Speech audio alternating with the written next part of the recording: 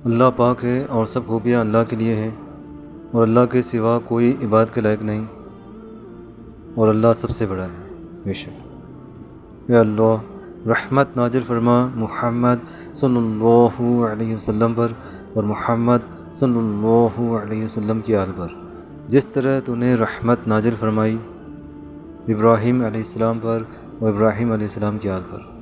بے شک تو شکر و تعریف کے لائق اور بزرگ ہے۔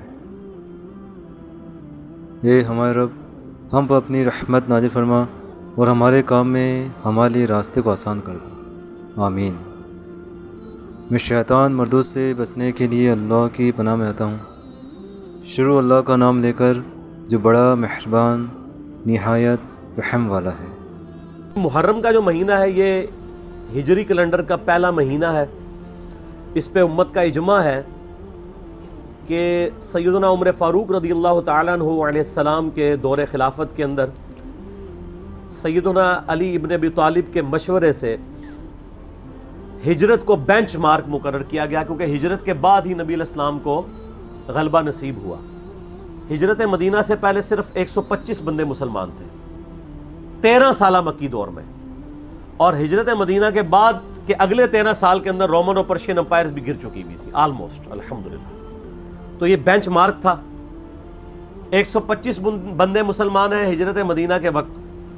2 ہجری میں غزوہ بدر ہوتی ہے، 3 ہجری میں غزوہ احد ہوتی ہے، 5 ہجری میں غزوہ خندق، 6 ہجری کے اندر صلح حدیبیہ، 7 ہجری میں غزوہ خیبر، 8 ہجری میں فتح مکہ، اور 8 ہجری میں ہی غزوہ حنین مشرکین عرب کے خلاف آخری جنگ ہوتی ہے۔ 9 ہجری کے اندر غزوہ تبوک رومن امپائر سے ٹکرانے کے لیے نبی علیہ السلام خود تشریف لے گئے 30,000 جانثار صحابہ کے ساتھ رضی اللہ عنہم اجمعین۔ لیکن رومن امپائر کا جو ہیڈ تھا کیسر روم، وہ دہشت کھا کے بھاگ گیا۔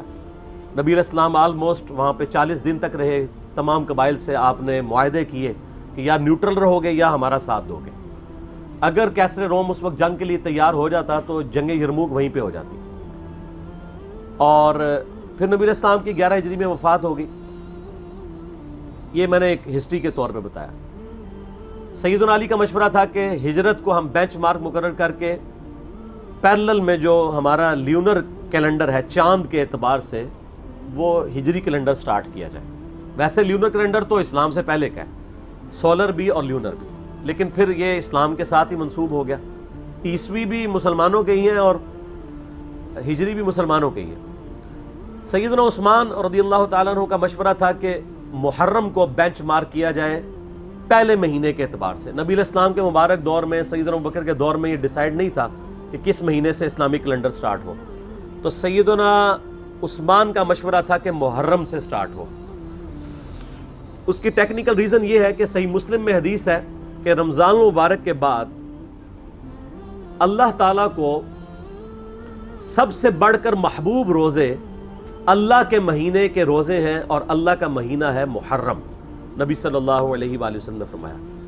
تو چونکہ اللہ تعالیٰ نے اسے خاص اپنے ساتھ اس مہینے کو کیا ہے، رمضان تو امت کا مہینہ ہے، محرم کے مہینے کو اپنے ساتھ خاص کیا ہے، اس لیے سیدنا عثمان کا مشورہ تھا کہ اسے بینچ مارک کیا جائے۔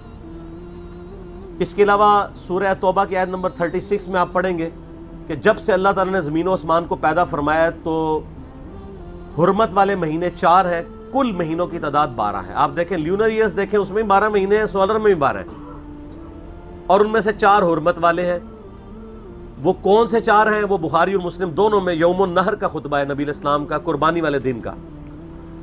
اس میں آپ علیہ السلام نے فرمایا وہ 3 کنزیکٹو مہینے ہیں، ذی قعدہ، ذوالحجہ اور محرم، اور چوتھا مہینہ ہے رجب کا۔ یہ 4 حرمت والے مہینے ہیں۔ اسلام سے پہلے بھی ان مہینوں کے اندر جنگ کرنا منع تھی، لڑائی کرنا منع تھا، اور اسلام نے بھی اسے حرام کیا۔ ان کی یہ حرمت ہے۔ تو اسلامی جب کیلنڈر کا آغاز محرم سے ڈیسائیڈ کیا گیا، پھر محرم کی اہمیت اور بڑھ گئی کہ پہلا مہینہ ہی حرمت والا ہے۔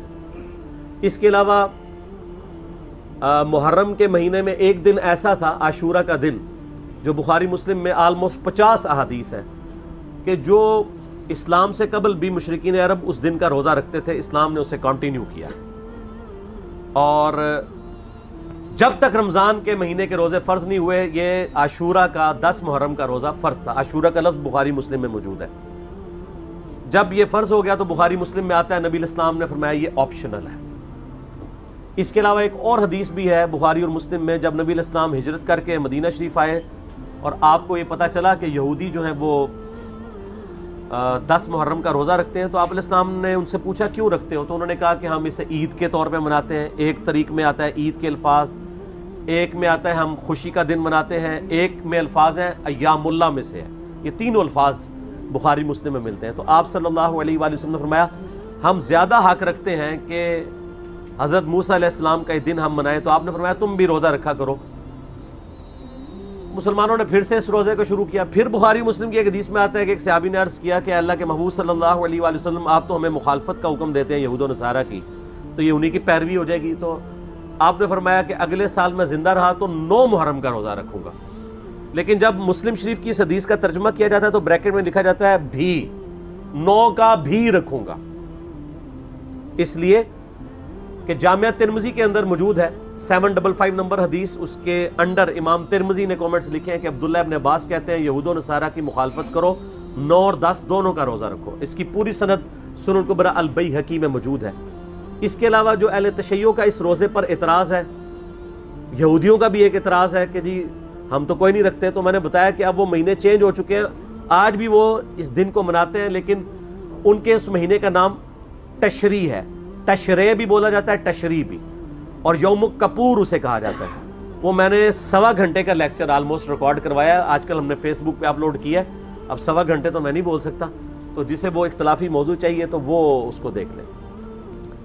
باقی پھر اسلام میں تو محرم کی اہمیت اس وقت زیادہ بڑھ گئی کہ جب اس امت نے نبی صلی اللہ علیہ وآلہ وسلم کو قبر میں گئے ہوئے صرف 50 سال گزرے تھے کہ آپ کی پوری اولاد کو سوائے چند ایک کے میدان کربلا میں مظلومانہ شہید کر دیا۔ سیدنا حسین ابن علی رضی اللہ تعالیٰ عنہ کی شہادت نے اس مہینے کو اور عاشورہ کے دن کو ہمیشہ کے لیے امر کر دیا۔ ویسے اگر آپ بخاری مسلم میں تو آتا نا اس دن فرعون ڈبویا گیا تھا، ایام اللہ میں سے ہے۔ اس کے علاوہ اگر آپ تاریخ کی کتابیں پڑھیں گے تو آپ کو پتہ چلے گا کہ اللہ تعالیٰ کے فیصلے کے بڑے بڑے دن جو ہیں وہ 10 محرم کو ہی آئے ہیں۔ 10 محرم کے دن ہی یونس علیہ السلام کو مچھلی کے پیٹ سے نجات ملی تھی۔ اب اس پہ حدیثیں سپورٹیو نہیں ہیں، لیکن تاریخ میں یہ روایتیں ملتی ہیں۔ 10 محرم کے دن ہی اللہ تعالیٰ نے سیدنا آدم علیہ السلام اور سیدہ حوا کی ملاقات کروا دی تھی۔ اس کے علاوہ کئی اور واقعات آپ کو ملتے ہیں، اس ڈیٹیل میں جانے کے لیے ضرورت نہیں ہے۔ اس قسم کی آپ نے اگر میٹھی میٹھی باتیں سننی ہو تو طارق جمیل حافظہ اللہ تعالیٰ کے آج کل کافی کلپ چڑھے ہیں، وہ آپ دیکھ لیں۔ ہم نے تو یہاں پہ تحقیقی باتیں کرنی ہوتی ہیں، تو اس لیے میں ان چیزوں میں ٹائم لگا کے اپنی بات کا رخ اور طرف نہیں لے کے جانا چاہتا۔ تو یہ جناب محرم کی اہمیت ہے، اور کربلا کے اعتبار سے تو ظاہر ہے کہ پھر اہمیت بڑھ گئی کہ مسلمان دیکھیں اس پہ تو اجماع کر چکے ہیں کہ پوری دنیا کے مسلمان محرم کے مہینے میں جو ہے وہ کربلا کو یاد کرتے ہیں۔ کوئی اس دن ماتم کر کے یاد کرتا ہے، کوئی اس دن فضائل اہل بیت سنا کے یاد کرتا ہے، کوئی اس دن یزید کے فضائل سناتا ہے۔ تو اپنا اپنا کام سارے ڈیوٹی پوری کر رہے ہیں، تو نصیب والوں کا حصہ ہے۔ اللہ تعالیٰ ہمارا خاتمہ اہل بیت کے ساتھ فرمائے، قیامت والے دن ہمیں معشور فرمائے ان کے ساتھ، آمین، اور ان کی محبت پہ ہمارا خاتمہ فرمائے، آمین۔